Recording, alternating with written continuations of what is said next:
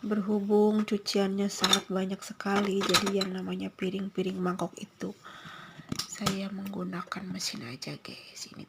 Ini untuk mengkilaukan piring-piring kaca gitu ya. Dan ini sabunnya sama wangi-wangi juga, biar piring-piring itu keset, wangi, kinclong gitu. Tapi ya cuci piring pakai mesin juga, sisa-sisa makanan di piring itu harus dibersihkan dulu guys, biar mesinnya